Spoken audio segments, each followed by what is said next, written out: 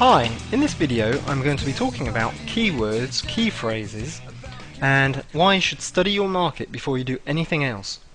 Now, if you were to open a business in a town somewhere, a shop or something like that, you'd have to study your market by doing surveys, by going to see your competition. I mean, there's a lot of things you'd have to do, and it could take months. Online, you can study your market in less than 5 minutes. Now, there's a free tool, it's absolutely free, from Google. It's called Google Keyword Tool. What it does is it records how many people during the last month searched for a key phrase or a keyword. Now, first thing you need to do is make sure the language is right. So always select all countries and territories for the best results, and then you type in your key phrase or keyword.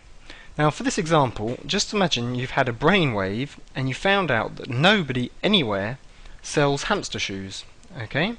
And you're going to think, God, I'm going to be the only one selling hamster shoes and nobody else is going to do it and I'm going to be rich. Well, you find out that this isn't necessarily true. Now, I'm going to show you why. If I type in hamster shoes on Google and press Get Keyword Ideas,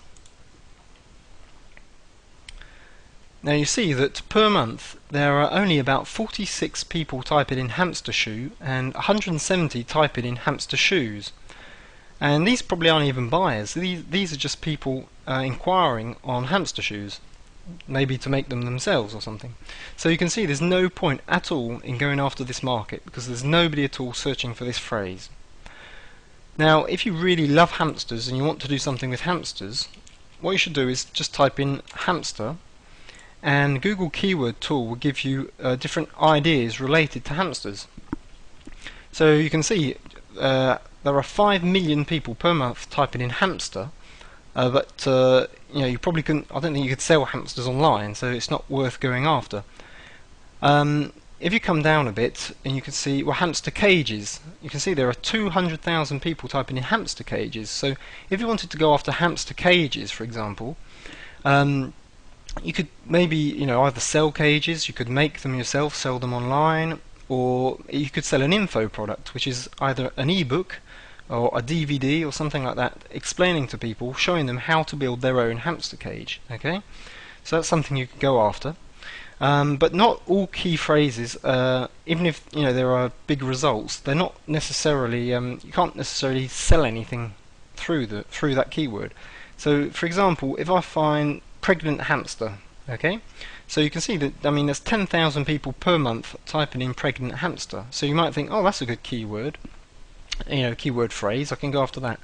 But this doesn't mean that you can actually sell something to that person, because pregnant hamster is probably someone that's got a hamster that's pregnant and they want to find out how many babies a hamster has, or different things like that. So be careful what keywords you go after and make sure that people are actually looking for them.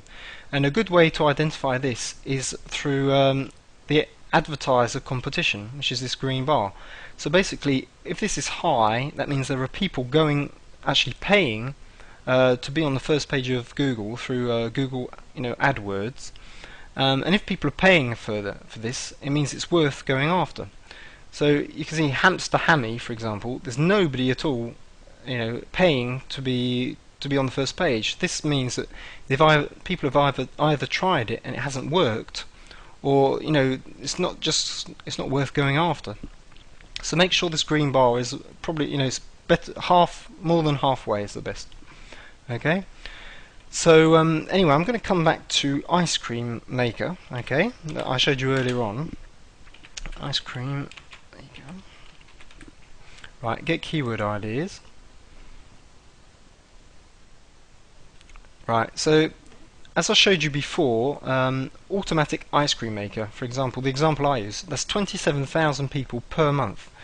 So that's pretty good. So when people type in automatic ice cream maker, it's mainly because maybe it's the summer and it's hot or something, and they think, oh, why don't I buy and make my own ice cream? So they go online and type in automatic ice cream maker.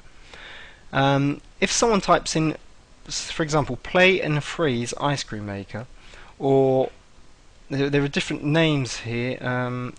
White Mountain ice cream maker, Cuisinart ice cream maker, for example. Well, that's recipes, but if someone types in Cuisinart ice cream maker, that's because the person's found out about this ice cream maker and they're really interested in it. And this is, for example, this is a good key phrase to go after as well, because it's normally people that are wanting to buy the product. If they've actually typed in the actual name of the product, it's because they probably want to buy it.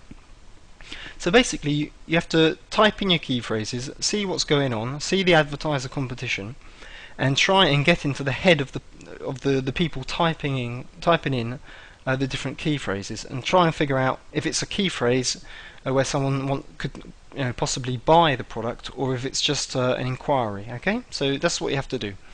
And as I said before, always search, always do your research, study your market before you do anything else, otherwise you're going to waste a lot of time. Okay, so it's very, very, very important. Anyway, I hope you like this video. If you're watching this on a video site, YouTube or something like that, if you could please leave me a comment, I'd be really grateful. So anyway, I'll see you in the next video.